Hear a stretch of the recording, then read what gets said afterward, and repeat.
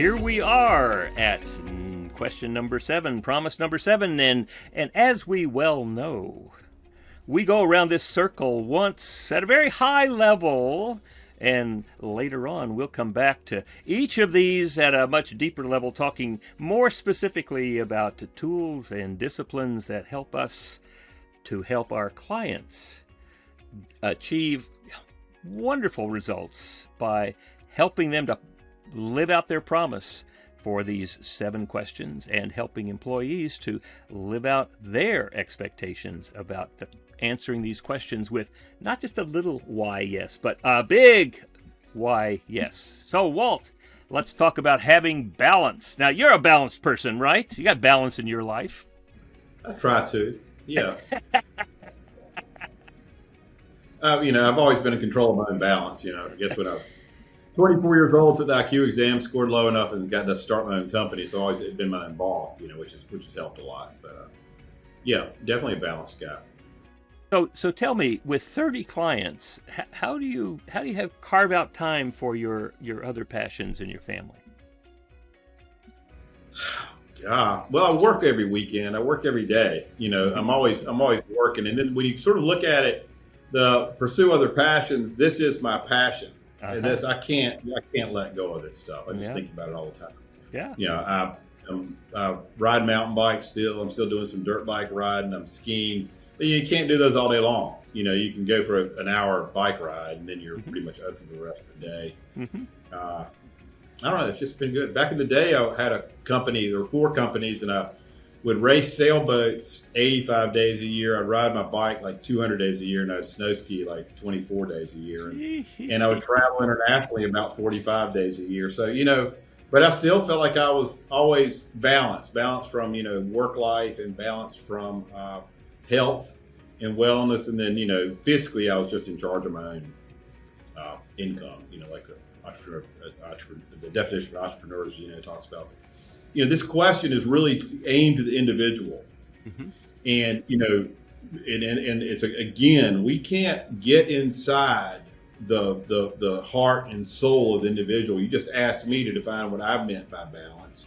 Well, it's going to be different for each individual, and really what we're saying is that they're saying, I understand and embrace the mechanisms that the organization uses to help me maintain balance. That's what they're answering yes to. They're not really answering, yes, I'm balanced. They're saying, I understand the mechanisms, I'm participating, but it's really, again, it's kind of like the herd wasn't about understood. It was more about understand the mechanisms. Mm-hmm. So it's kind of a mechanical piece, but if they don't feel like they're balanced and they're giving a no, then maybe they don't understand the mechanism. So what are some of the mechanisms? Yeah, one of the things that I ask prospects, ask general in just in the marketplace, ask CEOs, are you working over 40 hours a week? Mm-hmm. And some of them will say, oh yes, and I love it. And some will say, oh yeah, and I always say, you don't have to. It's not that it's a bad thing. It's you don't have to. If you want to work less than 40 hours a week, you can. There are tools and disciplines that can help you structure, create your business, and help your business to run without you being there 40 hours or more a week. But I agree with you that it really has to do with saying to people, we want you to be living in balance, but it's up to you what that balance means. But it's also, it flips back. A lot of times I use the example of, a CPA firm going and saying, well, we don't work on the weekends. We only do 40 hours a week. Well, everybody knows that's bull, because they're going to be working 8 hours a week during the busy season. A lot of this challenge is that the organization needs to be super clear on what the work-life balance is and what the expectation is, and to communicate that and get agreement from the person coming in. This is the seat. These are the roles. This is how much time it takes. This is how much it pays. I mean, you have an opportunity through EOS to be super clear on all of that up front. It's the upfront contract we talk about. And then we have great ways to, constantly keep the check on the balance, from the GWC and the quarterly conversation to scorecards to IDSing, et cetera, but it's really saying the challenge of the organization is be super honest. Yes. Do not and do what you say you're going to do. Do what you say you're going to do. I mean, you brought up CPAs. I've worked with CPA firms, and one of them did not plan for all that they bought. They acquired a new client, but they did not plan for all the tax returns that had to be done, and so they lost a lot of their employees because it was an overwhelming task, and they were working way beyond the expectations. And people just said, "I've had it." And so there's a sense that the promise is we're going to plan for these times of major work, and we're going to help you think through it, but let's get an agreement on what's going to happen. And if we need to hire more people, we promise we will. Yeah, and just using tools from EOS. So you guys out there who have like seasonal clients with big seasonal areas, get in the habit of saying our rock for the quarter is just to bust it in the season. That's honoring the balance. That's getting, here's the capacity that we have. Just bust it through the season, and then at the end of the quarter, we'll set some new rocks. But, just the awareness that it's going to be busy. Sure. Santa Claus.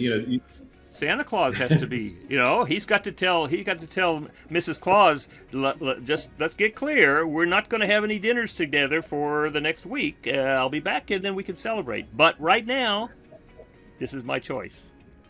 Right? Yeah, that's right. Exactly. Well, so it's a seasonal thing. Yeah, and then I was thinking about that CPA firm, and the question you would ask is, were they still running level 10s even though they were busy as they could be? So the issue of capacity, could it come out earlier? Were they having quarterly conversations? Were the managers actually LMAing, so they knew it? Or did they just sort of ignore it, wore everybody out, and then lost their key people? Well, were people being heard? Were people being heard? No, they just left. They were probably being measured because they were probably reporting their hours, but utilization is very high. But it's just that when you just follow the EOS pulsing, this should not be a surprise when somebody comes to us and says, "I'm out of balance." From a time standpoint, or health standpoint, or making money or not. It should be pretty clear. We're trying to open the door to be able to talk with them about this. Are you balanced? Work life, health, financially. Don't let it slip underneath the rug. Right. That's part of the question that a manager should be asking. Are you balanced? Do you have a plan? Do you have time for your other passions? And what are you doing with them?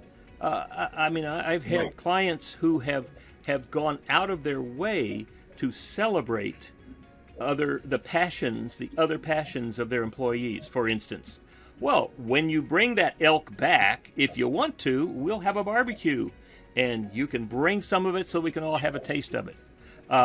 Your kid's having a big birthday. Bring us some pictures, video. We'll put it on our internal website so we can all celebrate with you. You're a painter? Have you ever thought of putting up 4 or 5 of your paintings in the hallway for a couple of weeks? Yeah. Just saying, we really treasure the whole person, not just the working side. It doesn't cost the company anything. Yeah, so it's all work-life. That's the work-life balance is really what the question is. So with the great tool of GWC, we can go through all the tools, or just sort of, the pretty obvious guys. And it's the whole idea is it's 20% in terms of setting how we create the expectations and use the tools for balance, and it's 80% from the individual to step in. We can't read their minds. We can't open their hearts. No, but we certainly can ask the questions many times. Many times. That's great. Yeah, this is wonderful. So here we are, Walt. We're at number 7. Wow. Thanks, Will. So what are we going to do next? What are we going to invite people to do next to help them to not just use these 7 questions, but to begin to get it to be part of how they see the world, to help their clients be able to see the world through these questions and these promises? Probably the book is one of the best ways. The patient organization. I don't know. We're not really trying to do stuff. But, the patient organization has a lot of good psychology in there, guys. You'll hear it came from a lot of the study we did with the honey badgers early on. The reason why these 7 questions work and why EOS works. Mm-hmm. It's in the book, pretty well spelled out.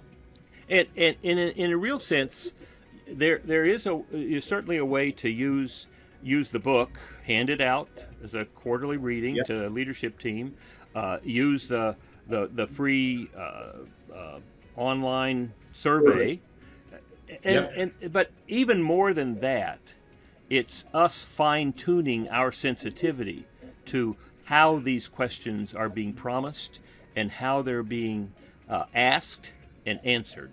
And it doesn't have to be so formal that it feels like, oh, we're not being pure. We're using this came out of EOS. It is EOS, and we can certainly make this part of our ongoing session training with people without even talking about the patient organization or even referencing all these 7 questions. You got a lot of options out there.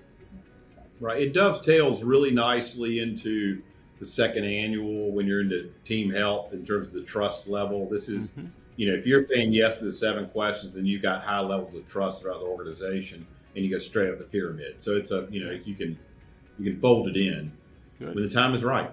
Excellent. Yeah, man. Excellent. Well, Walt, thanks for your contribution to the community. Just this big chunk of work. People like Jill and Alex and others, and some whose names will not be mentioned because they're no longer with us. But all of these people have made major contributions, and it really comes out of thinking about, maybe even praying about, researching, and then articulating, and then doing the work of writing it down or speaking it out, so that the rest of us can increase our ability and our facilitation and our assistance to our clients to become the best they can be. So thanks, Walt. Live life. Yeah, we got a great community. Don't we have a great community here? Yes, we really do. Thank you.